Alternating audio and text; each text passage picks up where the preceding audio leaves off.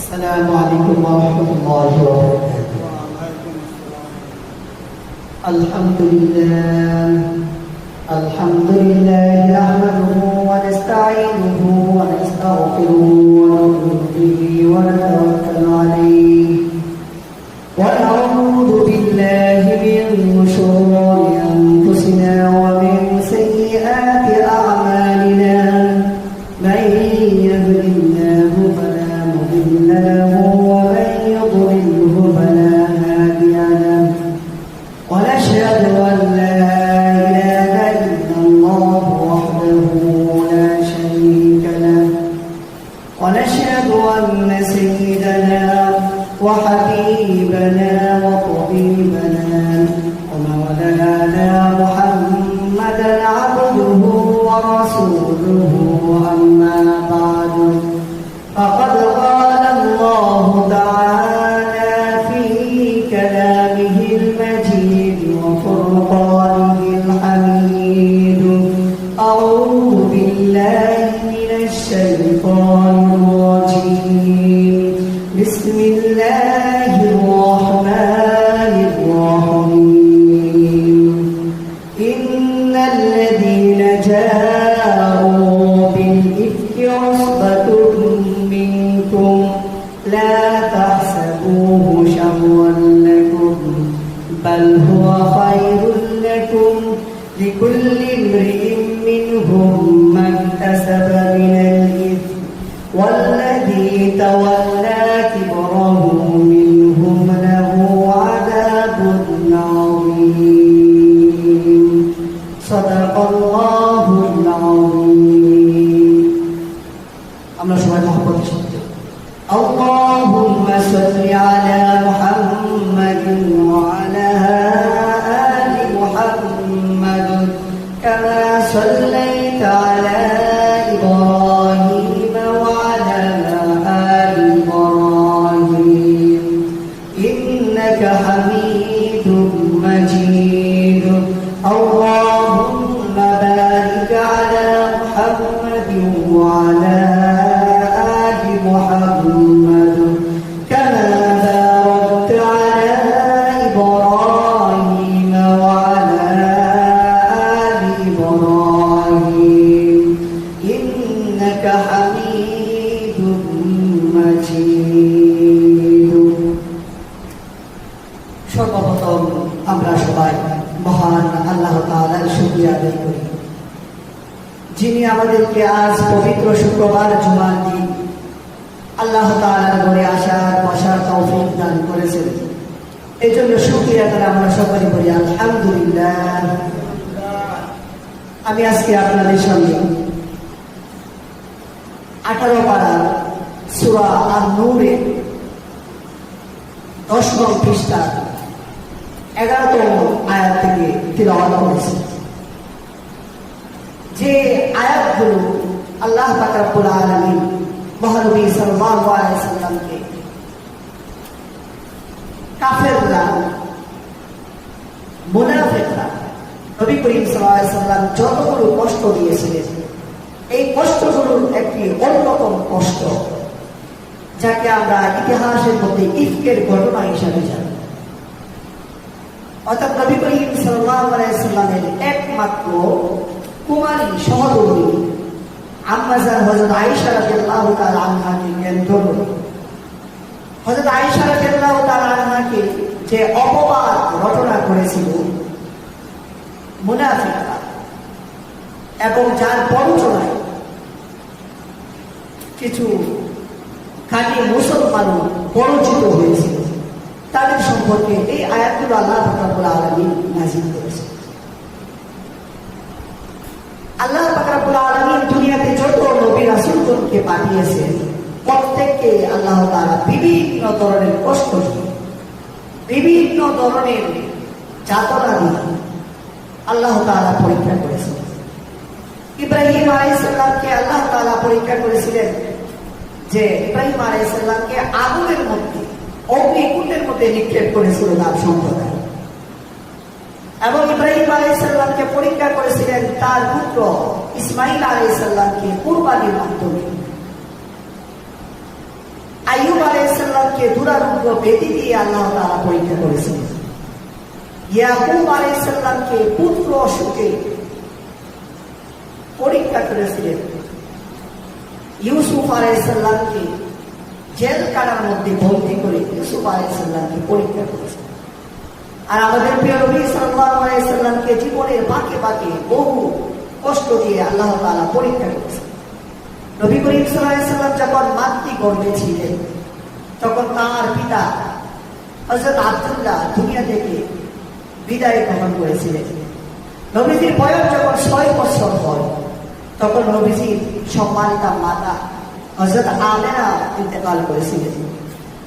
তারপর নবীজি লালিত পালিত হয়েছিলেন তার দাদা আব্দুল মুত্তালিবের কোলে। যখন নবীজির বয়স 9-10 বছর হয়েছিল তখন তিনিও দুনিয়া থেকে বিদায় গ্রহণ করেছিলেন। নবী করিম সাল্লাল্লাহু আলাইহি সাল্লাম যখন মক্কায় তিনি ইসলামের দাওয়াত দিয়েছিলেন, সর্বপ্রথম ইসলামের বাণী মানুষের কাছে প্রচার করতেছিলেন, তখন পুরা মক্কার মানুষ পত্তলি এই কাফেররা নবীজিকে বিভিন্ন ধরনের কষ্ট যাতনা দিতেছিল। নবীজি যখন কাবা শরীফের সাথে আল্লাহ তাআলার ইবাদত বন্দেগীতে লিপ্ত হতেন তখন নবীজির মাথার উপরে নবীজির শির মুবারকের উপর উটের ভুঁড়ি ভুঁড়ি রেখে দেওয়া হতো। নবীজিকে বিভিন্ন ভাবে কষ্ট দিত, নবীজির সাহাবায়ে কেরামকে বিভিন্ন ধরনের কষ্ট দিত। নবীজি যখন তায়েফে গমন করেছিলেন তখন তায়েফের লোকেরা নবীজিকে অত্যাচার করেছিল, নিপীড়ন করেছিল, নবীজিকে আঘাত প্রাপ্ত করেছিল। নবীজি বিভিন্ন যুদ্ধের মধ্যে অংশগ্রহণ যখন করেছিলেন, উহুদের যুদ্ধের মধ্যে নবীজি তার দাঁত মোবারক শহীদ হয়েছে। এইভাবে বিভিন্ন ভাবে কাফেররা, মক্কার কাফেররা, মদিনার কাফেররা, মুনাফিকরা, পৌত্তলিকরা নবীজিকে একের পর এক কষ্ট দিত। আর কষ্ট দেওয়ার মূল কারণ ছিল যাকে নবীজি আল্লাহ পাক রব্বুল আলামিনের দিকে যে দাওয়াত দিতেন, একত্ববাদের যে দাওয়াত দিতেন, সেই একত্ববাদের দাওয়াতকে বন্ধ করে দেওয়ার জন্য নবীজিকে কষ্ট দিত, নবীজিকে বিভিন্ন ধরনের বলবন দেখানো, নবীজির বিরুদ্ধে বিভিন্ন ধরনের অপবাদ, নবীজির বিরুদ্ধে বিভিন্ন ধরনের অপপ্রচার। এর মধ্যে সবচেয়ে যে উল্লেখযোগ্য যে একটা অপবাদ, একটা অপপ্রচার ছিল, সেটা হলো নবীজির একমাত্র কুমারী সহধর্মিণী হযরত আয়েশা রাদিয়াল্লাহু তাআলা আনহার নামে কি মিথ্যা অপবাদ রটনা করেছিল। বলেন না। নবী করিম সাল্লাল্লাহু আলাইহি সাল্লাম যখন আম্মাজান হযরত আয়েশা রাদিয়াল্লাহু তাআলা আনহাকে বিবাহ করেন তখন হযরত আম্মাজান আয়েশা রাদিয়াল্লাহু তাআলা আনহার বয়স ছিল মাত্র 6 বছর। এই 6 বছর বয়সে হযরত আম্মাজান আয়েশা রাদিয়াল্লাহু তাআলা আনহাকে বিবাহ করেন। তারপর আম্মাজান আয়েশা রাদিয়াল্লাহু তাআলা আনহার বয়স যখন 9 বছর হয় তখন নবীজি তাকে নিজ গড়ে তুলে নেন, নবীজির সাথে দিনাতিপাত করে 9 বছর বয়সে। আর তারপর নবী করিম সাল্লাল্লাহু আলাইহি সাল্লাম যখন ইন্তেকাল করে তখন হযরত আয়েশা রাদিয়াল্লাহু তাআলা আনহার বয়স হয়েছিল মাত্র 18 বছর। অর্থাৎ নবীজির সহবতী, নবীজির সংস্রবে হযরত আয়েশা রাদিয়াল্লাহু তাআলা আনহা ছিলেন মাত্র 9 বছর। আর এই 9 বছর জিন্দেগি করার কারণে হযরত আয়েশা রাদিয়াল্লাহু তাআলা আনহা নবী করিম সাল্লাল্লাহু আলাইহি সাল্লাম থেকে এত মাসআলা, এত হাদিস, এত দ্বীনি জ্ঞান লাভ করেছিলেন। যদি আয়েশা রাদিয়াল্লাহু তাআলা আনহা এই জ্ঞানগুলো লাভ না করতেন তাহলে উম্মতে মুহাম্মদী, হযরত মুহাম্মদ সাল্লাল্লাহু আলাইহি সাল্লামের উম্মতগণ এই মাসআলা সম্পর্কে, হাদিসগুলো সম্পর্কে তারা জানতে পারত না। হযরত আম্মাজান আয়েশা রাদিয়াল্লাহু তাআলা আনহা থেকে হাদিস বর্ণনা করা হয়েছে 2210টি। বলেন সুবহানাল্লাহ। 2210টি হাদিস হযরত আম্মাজান আয়েশা রাদিয়াল্লাহু তাআলা আনহা বর্ণনা করেছেন, যার মাধ্যমে এই কিয়ামতের আগ পর্যন্ত উম্মতে মুহাম্মদী উপকার লাভ করে। আর এই নবী করিম সাল্লাল্লাহু আলাইহি সাল্লাম এই যে ঘটনাটা ঘটেছিল সেই ঘটনা সম্পর্কে হযরত আম্মাজান আয়েশা রাদিয়াল্লাহু তাআলা আনহা বর্ণনা করেন যে নবী করিম সাল্লাল্লাহু আলাইহি সাল্লামের সাধারণ অভ্যাস ছিল, সাধারণ রীতি ছিল, যখন তিনি যুদ্ধের মধ্যে গমন করতেন, যখন তিনি কোনো অভিযানে যেতেন, আর অভিযানে যাওয়ার পূর্বে নবীজির স্ত্রীগণ ছিলেন, যেহেতু অনেক অনেক স্ত্রী থাকার কারণে নবীজি এই সকল স্ত্রীগণের নাম লিখে একটি লটারি দিতেন।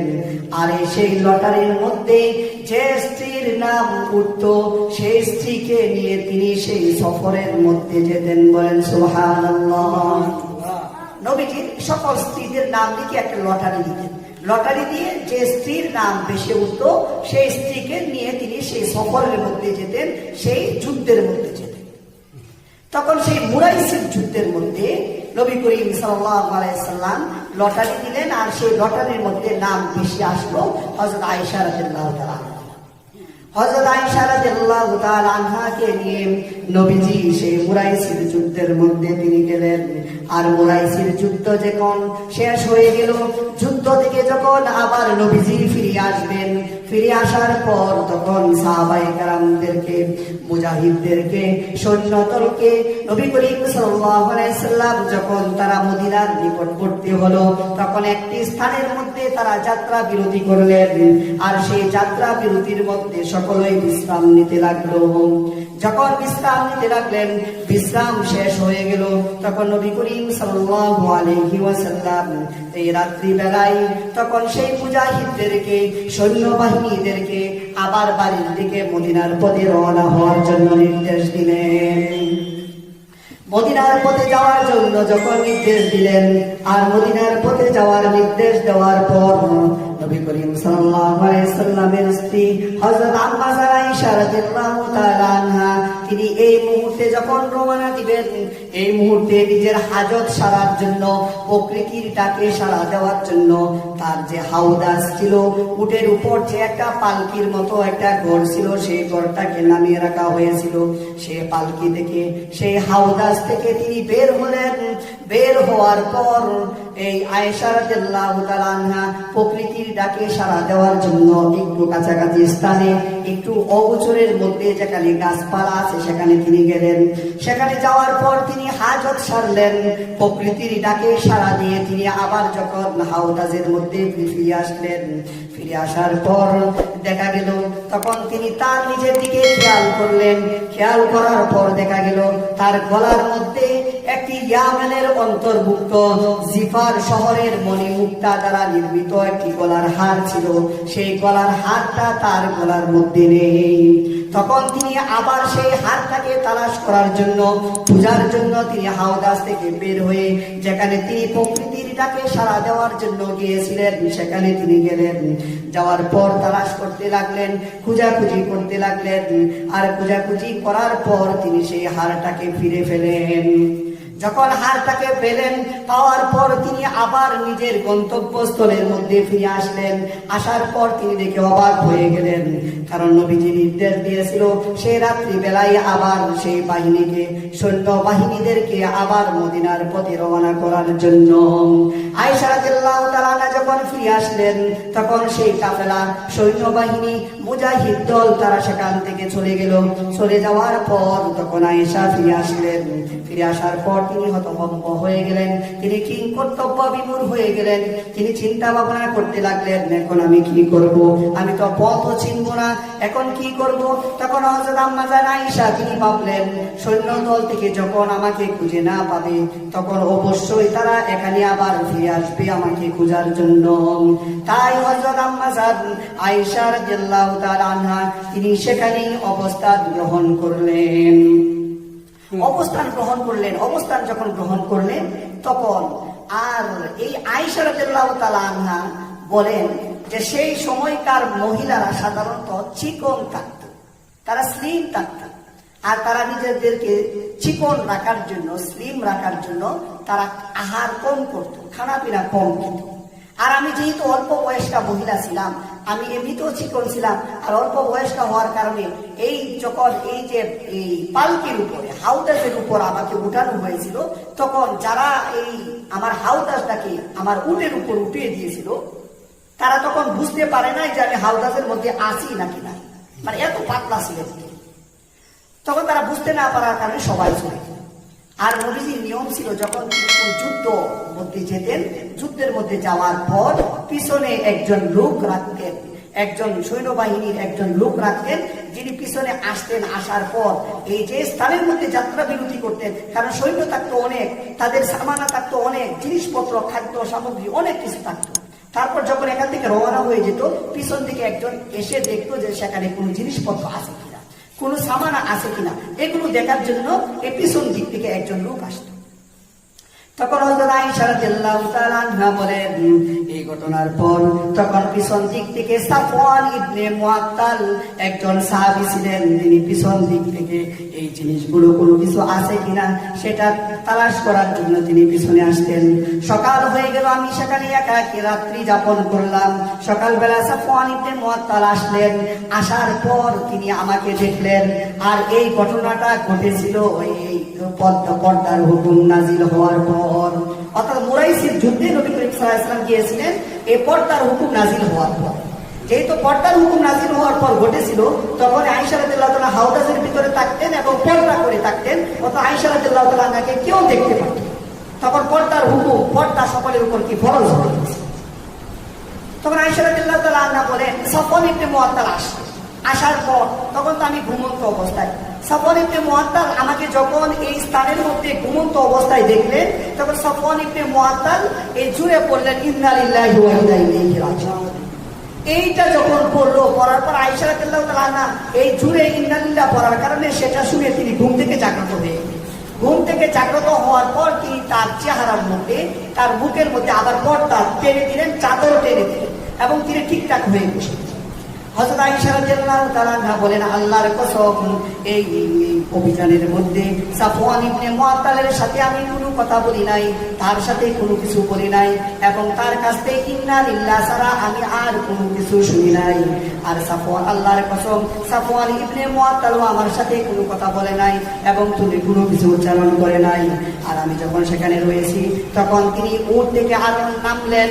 উট থেকে নামার পর উটটিকে আমার সামনে বসিয়ে দিলেন, আর সেই উটটির উপর আমি যাতে স্বাচ্ছন্দ্যে আরোহণ করতে পারি এই কারণে তার পা বিছিয়ে দিলেন। সেই পায়ের উপর পাড়া দিয়ে আমি উটের উপর আরোহণ করলাম। তারপর সাফওয়ান ইবনে মুআত্তাল সেই উটটিকে টেনে টেনে নিয়ে গেলেন। তারপর নবীজি অন্য একটি স্থানের মধ্যে অবস্থান করেছিলেন। সেই অবস্থানের মধ্যে যখন আমরা তাদের সাথে গিয়ে মিলিত হলাম, তখন প্রচন্ড রোদ, প্রচন্ড গরমের সময় আমরা তাদের নিকটবর্তী হলাম, তাদের সাথে একত্রিত হলাম। আর একত্রিত হওয়ার পর যখন একত্রিত হলাম, সবাই আমাদেরকে দেখে অবাক হয়ে গেল, কারণ আমি যে রয়ে গেছি সেটা কেউ জানতো না। তারপর নবীজি আবার সেখান থেকে তাদেরকে যাওয়ার জন্য বললেন, সবাই মদিনায় চলে গেল। আর তখন তাদের কারো মনের মধ্যে কোনো সন্দেহ ছিল না, কারো মনের মধ্যে কোনো সংশয় ছিল না, তারা কোনো খারাপ কোনো কিছু চিন্তা ভাবনা করে নাই। কিন্তু মুনাফিক সর্দার আব্দুল্লাহ ইবনে উবাই, আর এই আব্দুল্লাহ ইবনে উবাই তখন দেখা গেল তখন এই ঘটনাটাকে কেন্দ্র করে, আমাকে কেন্দ্র করে এবং সাফওয়ান ইবনে মুআত্তালকে কেন্দ্র করে একটি অপবাদ রটিয়ে দেওয়ার জন্য প্রচেষ্টা করতে লাগলো। বলেন নাউজুবিল্লাহ। এই মুনাফিক আব্দুল্লাহ ইবনে উবাই, এই মুনাফিকের কাজ হলো সবসময় কি আল্লাহ রাসূল সাল্লাল্লাহু আলাইহি ওয়াসাল্লামকে কি করা, কষ্ট দেওয়া এবং বিভিন্নভাবে পেরেশানির মধ্যে নিক্ষেপ করা। তখন আব্দুল্লাহ ইবনে উবাই এই বিষয়টা নিয়ে বিভিন্ন ধরনের কুৎসা রটনা করতে লাগলো। আল্লাহ রাসূল সাল্লাল্লাহু আলাইহি ওয়াসাল্লামের সহধর্মিণী আম্মা জান হযরত আয়েশা রাদিয়াল্লাহু তাআলা আনহার ব্যাপারে কুৎসা রটনা করতে লাগলো, তার চরিত্রের মধ্যে কালিমা লেপন করতে লাগলো, তার নামে কলঙ্ক দিতে লাগলো। এবং তার প্ররোচনায় পড়ে আরো দুইজন সাহাবী, খাঁটি মুসলমান, একজন হলো হাসান আর একজন হলো কি এই মিস্তাহ। আর মিস্তাহ ছিল হযরত আবু বকর রাদিয়াল্লাহু তাআলা আনহুর খালাতো ভাই। এই আবু বকর রাদিয়াল্লাহু তাআলা আনহুর খালাতো ভাই মিস্তাহ তার প্ররোচনায় পরিচিত হয়ে পড়লো। এবং আরেকজন মহিলা ছিল যার নাম ছিল কি হামনা। এই তিনজনও খাঁটি মুসলমানদের মধ্যে তিনজনে এই কথাটা বিশ্বাস। তারা পরস্পরে কানাঘুষা করতে লাগলো এবং হযরত আয়েশা রাদিয়াল্লাহু তাআলা আনহা এই ব্যাপারে এই মিথ্যা অপবাদ দিতে লাগলো। হযরত আয়েশা রাদিয়াল্লাহু তাআলা আনহা বলেন, এই সফর থেকে যখন আমি মদিনায় ফিরে আসলাম, ফিরে আসার পর আমি দীর্ঘ 1 মাস পর্যন্ত অসুস্থ ছিলাম। বাইরে কি করতেছে আমি কোনো কিছুই জানতাম না, বাইরে কি কানাঘুষা করতেছে এগুলো আমি কোনো কিছুই জানতাম না, আর কোনো এই ব্যাপারে আমার কোনো জ্ঞানই ছিল। আর আল্লাহ রাসূল সাল্লাল্লাহু আলাইহি ওয়াসাল্লাম এই ঘটনায় কানাঘুষা হচ্ছে, সমালোচনা হচ্ছে, আল্লাহ রাসূল সাল্লাল্লাহু আলাইহি ওয়াসাল্লাম এই বিষয়টা জানতেন। কিন্তু আল্লাহ রাসূল সাল্লাল্লাহু আলাইহি ওয়াসাল্লাম জানতেন। কিন্তু হযরত আয়েশার ব্যাপারে দৃঢ় বিশ্বাস ছিল যে হযরত আয়েশা রাদিয়াল্লাহু তাআলা আনহা একজন পুত পবিত্রা রমণী, তার চরিত্রের মধ্যে কখনো এরকম খারাপ কোনো কিছু আসতে পারে না, তিনি খারাপ কোনো কাজ করতে পারেন না। এই কারণে যেহেতু অল্প বয়স্কা ছিলেন হযরত আয়েশা রাদিয়াল্লাহু তাআলা আনহা, আর মনের মধ্যে তিনি অনেক আঘাত পাইতে পারেন, কষ্ট পেতে পারেন। এই কারণে নবী করিম সাল্লাল্লাহু আলাইহি ওয়াসাল্লাম আয়েশা রাদিয়াল্লাহু তাআলা আনহাকে কোনো কিছু জিজ্ঞেস করেন নাই। তিনি ভাবতেছিলেন উপর থেকে কোনো নির্দেশ আসবে, কোনো কিছু আসবে, যার কারণে এর ঘটনা কি সেই ঘটনা আমি জানতে পারবো। হযরত আয়েশা বললেন, এই সময় আমি অসুস্থ ছিলাম, কিন্তু অন্যান্য সময় অসুস্থ থাকার কারণে নবী করিম সাল্লাল্লাহু আলাইহি ওয়াসাল্লাম আমাকে যে পরিমাণ সেবা যত্ন করতেন, যে পরিমাণ আমাকে মহব্বত করতেন, যে পরিমাণ ভালোবাসতেন, নবীজির কাছ থেকে এই পরিমাণ ভালোবাসা, নবীজির কাছ থেকে এই পরিমাণ সেবা যত্ন আমি পাই নাই। কারণ নবীজি তখন আমার কাছে শুধু আসতেন, আমাকে সালাম দিতেন, আমাকে জিজ্ঞেস করতেন এবং বলতেন, হে আয়েশা তুমি কেমন আছো? কারণ নবীজির মনের মধ্যে পেরেশানি, নবীজি খালি বারবার চিন্তা করতেন যে এই ঘটনার মীমাংসা কিভাবে হবে। হযরত আয়েশা বললেন, একদিন দেখা গেল আমি আমার হাজত সারার জন্য ঘর থেকে বের হলাম, আর আমার সাথে ছিল বিস্তার মা। আর বিস্তার ছিল আবু বকর রাদিয়াল্লাহু তাআলা আনহুর খালাতো ভাই, আর বিস্তার মা সেই হিসাবে হয় এই আয়েশা রাদিয়াল্লাহু তাআলা আনহার সম্পর্কে কি হয়, দাদি হয়। মিস্টার মা যখন এই আয়েশা রাদিয়াল্লাহু তাআলা আনহাকে নিয়ে ঘর থেকে বের হলেন, তখন তিনি কাপড়ের মধ্যে পেঁচ থেকে তিনি পড়ে গেলেন। আর পড়ে যাওয়ার পর আমরা বিভিন্ন জন বিভিন্ন ধরনের শব্দ করি, আর তিনি যে শব্দটা করলেন সেটা হলো তাইস মিসবা, অর্থাৎ মিস্তা ধ্বংস হয়ে গেল। মা নিজের সন্তানের জন্য কি করলেন, বদদোয়া করলে মিস্তা ধ্বংস হয়ে গেল। আয়েশা রাদিয়াল্লাহু তাআলা আনহা তো ঘটনা সম্পর্কে কোনো কিছুই জানেন না। তিনি ভাবলেন যে, তিনি বললেন যে আপনি আপনার সন্তানের ব্যাপারে এবং বদরের যুদ্ধে অংশগ্রহণকারী একজন সাহাবীর ব্যাপারে আপনি এই বদদোয়া করতেছেন। তখন এই মিস্তার মা আয়েশা রাদিয়াল্লাহু তাআলা আনহাকে উত্তর দিয়েছিল যে, হে অবলা নারী, বুকা নারী, তুমি জানো না যে মিস্তা তোমার ব্যাপারে কি অপবাদ রটনা করতেছে? বলেন সুবহানাল্লাহ।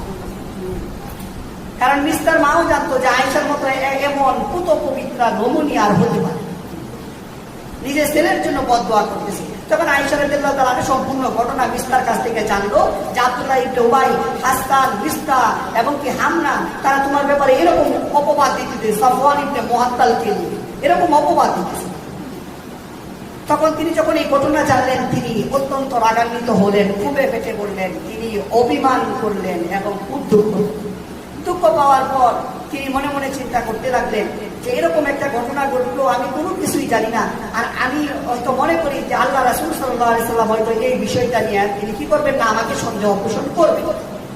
কিন্তু যখন নবী করিম সাল্লাল্লাহু আলাইহি ওয়াসাল্লামের কাছে গেলেন, কিন্তু নবীজি এই যে কথাবার্তা কম বলেন, তার ব্যাপারে কোনো কিছু বলেন না, মানে আগের থেকে এতটা হাসাহাসি করেন না, নবীজির মনটা সবসময় বিমর্ষ থাকে, এরকম বিষয়টা নিয়ে তিনিও চিন্তিত হলেন। তারপর নবী করিম সাল্লাল্লাহু আলাইহি ওয়াসাল্লামের কাছ থেকে তিনি অনুমতি দিলেন।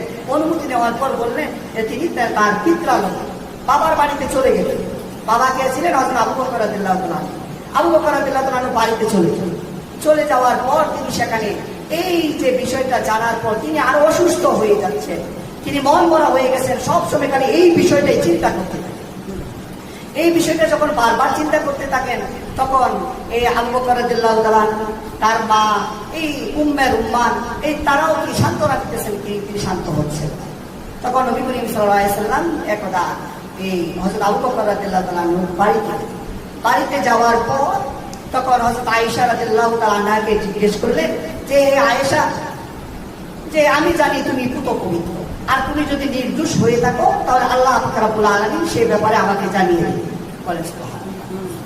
আর যদি তুমি দোষী হয়ে থাকো তাহলে আল্লাহ পাক রব্বুল আলামিনের কাছে তুমি কি তওবা করো, ক্ষমা প্রার্থনা করো, কারণ আল্লাহ পাক রব্বুল আলামিন হলেন গফুরুর রহিম, তিনি অতিশয় ক্ষমাশীল এবং দয়ালু, তিনি তোমাকে মাফ করবেন।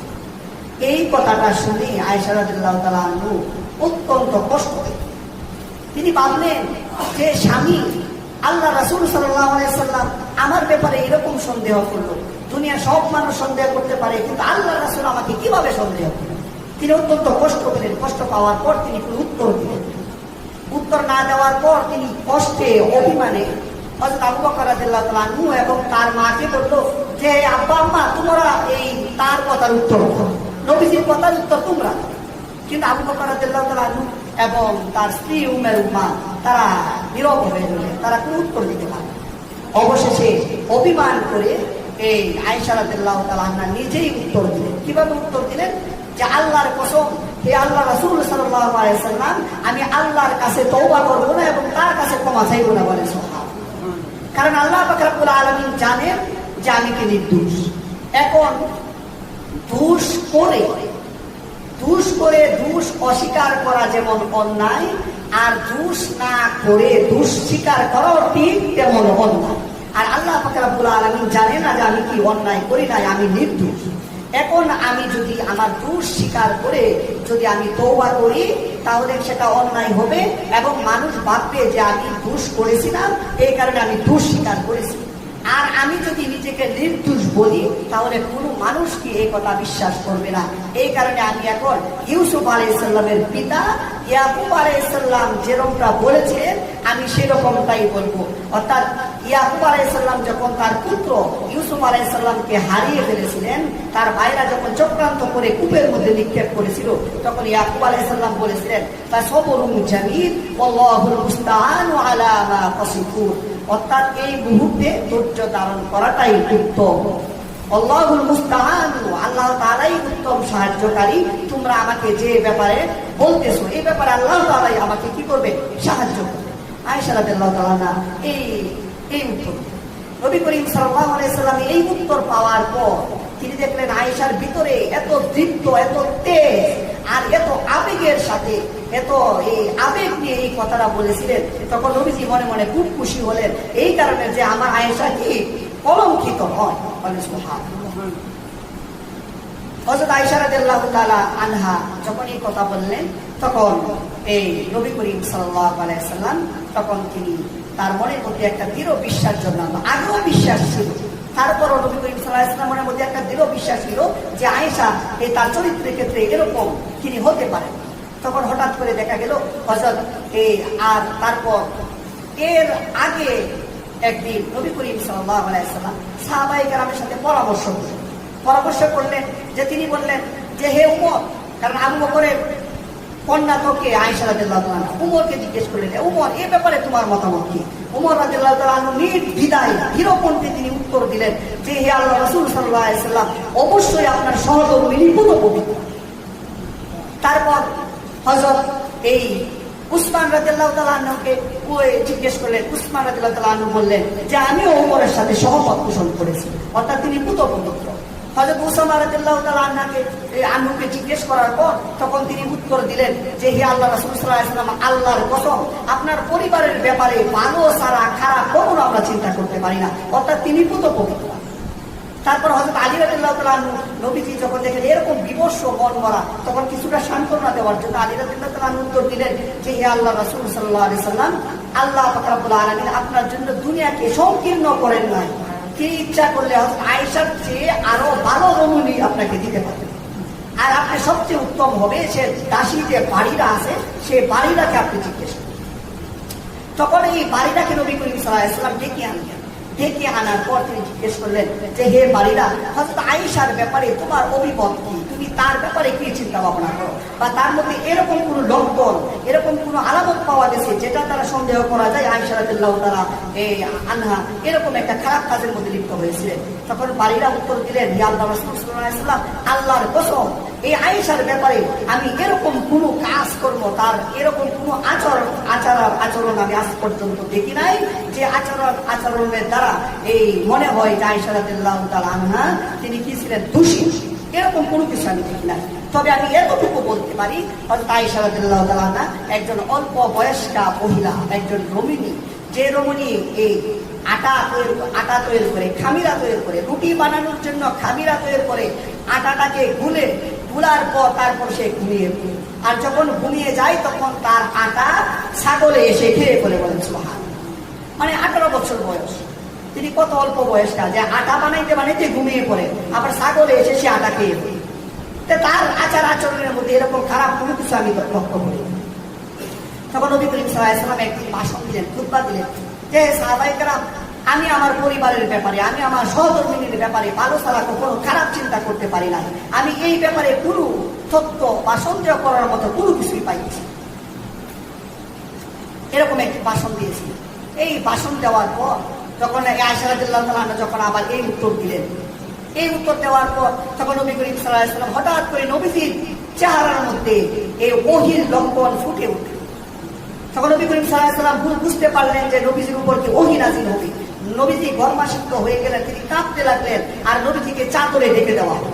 আর চাদরে যখন ডেকে দেওয়া হলো তখন আবু বকর এবং আয়েশার আম্মা হযরত উম্মে রুমান তারা চিন্তা করতে লাগলেন, না জানি আমার মেয়ের ব্যাপারে কি নাজিল হয়ে যায়, যে নাজিল হওয়ার দ্বারা হয়তো আমার মেয়ে কলঙ্কিত হবে অথবা তার জন্য সুসংবাদ আসবে। এরকম একটা চিন্তা পেরেশানি তাদের চেহারার মধ্যে ফুটে উঠে। তারা ভাবতে লাগলো যে না জানি কোন ধরনের সংবাদের সাথে, কোন ধরনের ওহী নাজিল হবে। কিন্তু আয়েশা রাদিয়াল্লাহু তাআলা আনহা তিনি ছিলেন একবার নির্বিকার ছিলেন। তার মনের মধ্যে কোনো পেরেশানি ছিল না, তার মনের মধ্যে কোনো ডর ভয় কোনো কিছু ছিল না, বরং তিনি দৃঢ় কণ্ঠে বা দীপ্ত চিত্তে তিনি বসে আসছিলেন। তিনি বসে তিনি চিন্তা করতে লাগলেন, নবীজি এই চাদর ঢাকা চেহারা যখন চাদর থেকে তিনি বের হয়ে আসলেন, বের হয়ে আসার পর তখন সর্বপ্রথম হযরত আয়েশা রাদিয়াল্লাহু তাআলা আনহাকে সুসংবাদ দিলেন যে হে আয়েশা, তোমার ব্যাপারে সুসংবাদ এসেছে যে তুমি পুত পবিত্রা বলেছো। হযরত আয়েশা রাদিয়াল্লাহু তাআলা আনহার ব্যাপারে যখন সুসংবাদ দিল যে তুমি নিরপরাধী, তোমার ব্যাপারে কোনো আল্লাহ তাআলা কি করেছেন, তুমি যে পুত পবিত্রা এই বিষয়টা ঘোষণা করে দিয়েছেন। এই কথা বলার পর তখন আয়েশা রাদিয়াল্লাহু তাআলা আনহার পিতা হযরত আবু বকর এবং তার মা তারা দুইজন বলল যে হে আয়েশা, তুমি আল্লাহ রাসূল সাল্লাল্লাহু আলাইহি ওয়াসাল্লামের কাছে গিয়ে শুকরিয়া আদায় করো, নবীজিকে ধন্যবাদ দাও। তখন আয়েশা রাদিয়াল্লাহু তাআলা আনহা তিনি অভিমান করে কিছুটা খুবই অভিমানে তিনি এই উত্তর দিলেন যে আল্লাহর কসম যে আমি আল্লাহ রাসূল সাল্লাল্লাহু আলাইহি ওয়াসাল্লামের শুকরিয়া আদায় করব না, কারণ আল্লাহ রাসূল সাল্লাল্লাহু আলাইহি ওয়াসাল্লাম সেই কুৎসা রচনাকারীদের অন্তর্ভুক্ত ছিলেন। তিনি তাদের কথা বিশ্বাস করেছিলেন। তিনি তো আমাকে কোনো সাহায্য করেন নাই, বরং আমাকে সাহায্য করেছেন একমাত্র কি রব্বুল আলামিন, আল্লাহ পাক রব্বুল আলামিন আমাকে সাহায্য করেছেন। আমি তারই শুকরিয়া আদায় করব এবং তারই প্রশংসা করব বলেন সুবহানাল্লাহ। নবী করিম সাল্লাল্লাহু আলাইহি ওয়াসাল্লাম বুঝতে পেরেছিলেন যে আয়েশা যে নবীজি যে কিছুটা ইঙ্গিত দিয়েছিলেন, মাপ চাওয়ার জন্য বলেছিলেন, বা তিনি সন্দেহ করেন নাই, কিন্তু তিনি যেটা দায়িত্ব সেটা বলেছিলেন। এটার কারণে আয়েশা রাদিয়াল্লাহু তাআলা আনহা তার প্রতি অভিমান করেছিলেন। নবী যতই হোক কিন্তু কি একজনের তো কি স্ত্রী, একজনের স্বামী, এই কারণে যে অভিমান করেছিলেন এটা নবীজি বুঝতে পেরেছেন। নবীজি কোনো কিছু বলেন নাই। নবীজি সেখান থেকে বের হয়ে আসলেন। বের হয়ে আসার পর যে আয়াতটা নাজিল হয়েছিল সেই আয়াতটা এই সাহাবায়ে কেরামকে জানিয়ে দিলেন। সাহাবায়ে কেরামকে জানিয়ে দিলেন যে যে আল্লাহ রাসূল সাল্লাল্লাহু আলাইহি ওয়াসাল্লামের ইন্নাল্লাযীনা জাউ বিল ইফকি উসবাতুন মিনকুম, আল্লাহ পাক রব্বুল আলামিন মহান নবী সাল্লাল্লাহু আলাইহি ওয়াসাল্লামকে সেই আয়াতটা জানিয়ে দিলেন। সেই আয়াতের মধ্যে বলা হয়েছে ইন্নাল্লাযীনা জাউ বিল ইফকি উসবাতুন মিনকুম, যারা অপবাদ রটনা করেছিল তারা হলো তোমাদের মধ্য থেকে একটি দল। কারণ নবীজি সাহাবী এবং আব্দুল্লাহ ইবনে উবাই মুনাফিক তারা কি দিয়েছিল, অপবাদ দিয়েছিল, তারা তোমাদের মধ্য থেকে একটা দল। লা তাহসাবুহু শাররান লাকুম, এই ঘটনাটাকে তোমরা কি মনে করো না, খারাপ মনে করিও না। বাল হুয়া খায়রুল লাকুম, বরং এটা তোমাদের জন্য কি উত্তম। এই যে ঘটনাটা ঘটেছে, এই যে একটা কুৎসা রটনা কানাঘুষা চলেছিল, এটা তোমাদের জন্য উত্তম। কিরকম উত্তম, লিকুল্লি ইমরিইন মিনহুম মাকতাসাবা মিনাল ইসমি, যে তাদের মধ্য থেকে যারা যে অপরাধ করেছে সেই অপরাধটাই তার প্রাপ্য হবে। কারণ মুসলমানদের ঈমান পরীক্ষা হয়ে গেছে, তারা এটার মধ্যে কি পড়ে নাই। আর যে কয়জন প্রতারিত হয়ে পড়েছিল তারা যে পরিমাণ করেছিল সেই পরিমাণ গুনাহ তাদেরকে হবে। আর আরেকটা কি, ওয়াল্লাযী তাওয়াল্লা কিবরাহু মিনহুম লাহু আযাবুন আযীম, কিন্তু তাদের মধ্যে যে অগ্রণী ভূমিকা পালন করেছে কে, আব্দুল্লাহ ইবনে উবাই, তার শাস্তি কি, লাহু আযাবুন আযীম, তার জন্য রয়েছে যন্ত্রণাদায়ক শাস্তি, কঠিন শাস্তি তার জন্য রয়েছে। আমি সংক্ষেপে বলে আয়াতের তরজমাগুলো বলে শেষ করে দিব। লাউলা ইসমিউতুমুহু যান্নাল মুমিনুনা ওয়াল মুমিনাতু বিআনফুসিহিম খায়রা, যখন তোমরা এই ঘটনাটা শুনেছিলে তখন মুমিন পুরুষ এবং মুমিন নারীগণ তারা কেন বলে নাই যে তাদের ব্যাপারে, নিজেদের ব্যাপারে উত্তম কথা কেন বলে নাই। ওয়াকালু হাযা ইফকুম মুবিন, এবং তারা কেন বলে নাই যে আয়েশার ব্যাপারে যে অপবাদটা দেওয়া হয়েছে এটা একটা প্রকাশ্য, একটা সুস্পষ্ট একটা অপবাদ। এই কথা তারা কেন বলে নাই, মুমিনরা কেন বলে?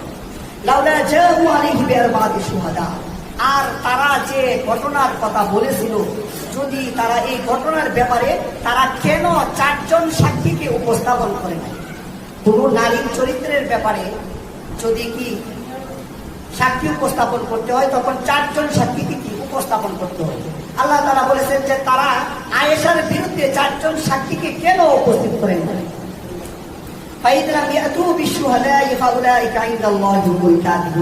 যেহেতু তারা এই সাক্ষীকে উপস্থাপন করে নাই, এই কারণে তারা আল্লাহ তাআলার নিকট মিথ্যাবাদী হিসাবে সাব্যস্ত হবে বলে। সুবহানাল্লাহ। যারা এই কথা বলেছে এবং সাক্ষী তারা উপস্থাপন করেন নাই, আল্লাহ তাআলার নিকটে তারা হলো কি মিথ্যাবাদী। ওয়ালাউলা ফাদলুল্লাহি আলাইকুম ওয়া রাহমাতুহু ফিদ দুনিয়া ওয়াল আখিরাহ, ওয়ালাউলা ফাদলুল্লাহি আলাইকুম ওয়া রাহমাতুহু ফিদ দুনিয়া ওয়াল আখিরাহ। যদি আল্লাহ তাআলা দুনিয়া এবং আখিরাতে তাদের উপর এই দয়াশীল এবং অনুগ্রহশীল যদি না হতেন, তাহলে তারা যে অপবাদ রচনা করেছিল, যে ঘটনা তারা ঘটাতে চেয়েছিল, তাদের জন্য কি লামাসসাকুম ফীমা আখাযতুম ফীহি আযাবুন আযীম, তাদের জন্য কি যন্ত্রণাদায়ক শাস্তি, কঠিন শাস্তি তাদের জন্য থাকতো। ইয তালাক্কাউনাহু বিআলসিনাতিকুম ওয়া তাকুলুনা বিআফওয়াহিকুম মা লাইসা লাকুম বিহি ইলম ওয়া তাহসাবুনাহু হায়্যিনা।